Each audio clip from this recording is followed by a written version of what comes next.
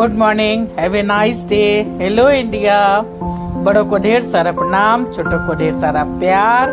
और मेरे सारे सब्सक्राइबर कैसे हैं आप सबको ढेर सारा राम राम।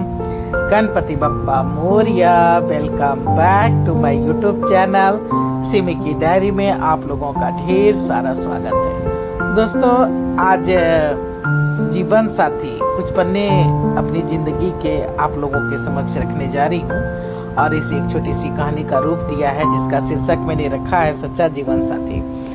तो दोस्तों, आज एक छोटी सी मोटिवेशनल और सच्ची कहानी लेके मैं आपके समक्ष आ रही हूँ। दोस्तों, 30 साल पुरानी कहानी है।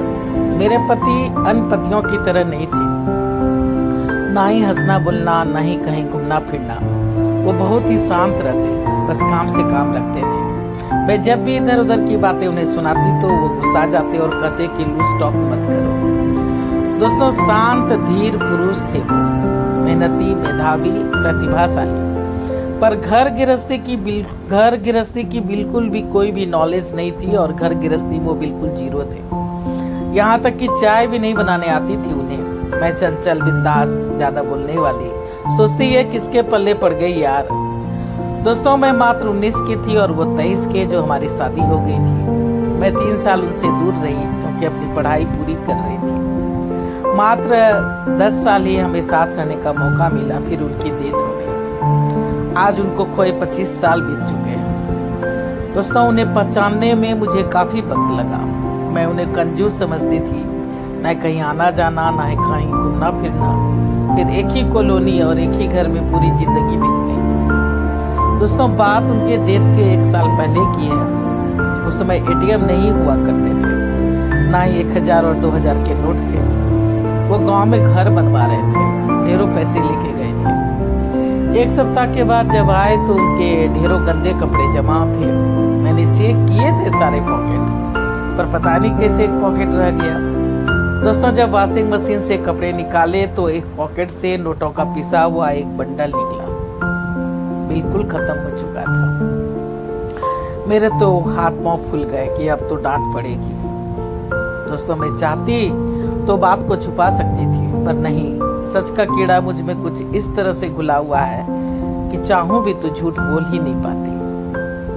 मैंने जब उन्हें बताया कि काफी बड़ी गलती हो गई है तो उन्होंने एक शब्द नहीं कहा।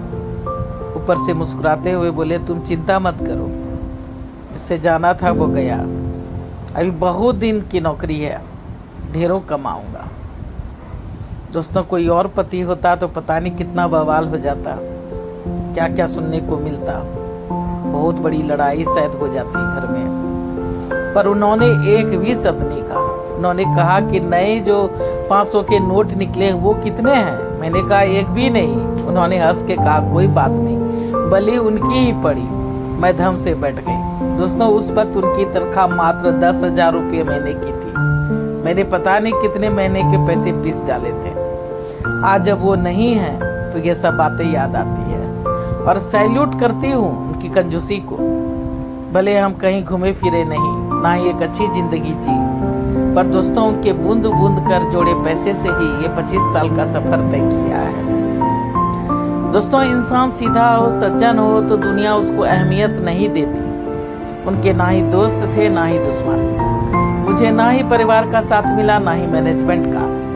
मेरे पास ना ही रहने को घर है, ना ही नौकरी। इसलिए मैं यूट्यूब से जुड़ी, पर यहाँ भी कुछ नहीं हो रहा। कोई बात नहीं, जो लिखा है उसे काटना ही पड़ेगा।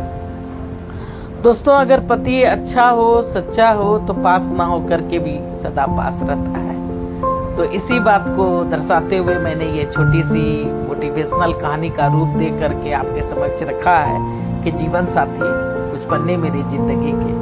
तो चलिए, अगर अच्छा लगा हो और पहली बार चैनल पे आए हैं तो थोड़ा सा सपोर्ट कर दीजिए, सब्सक्राइब कीजिए, लाइक कीजिए, शेयर कीजिए, कमेंट्स कीजिए, बेल का बटन जरूर दबाइएगा ताकि जब जब मैं वीडियो डालूंगी तो आप लोगों को नोटिफिकेशन मिल सके। अब मैं अपनी बात पे विराम देना चाहती हूँ। जय भोलेनाथ, हर हर महादेव।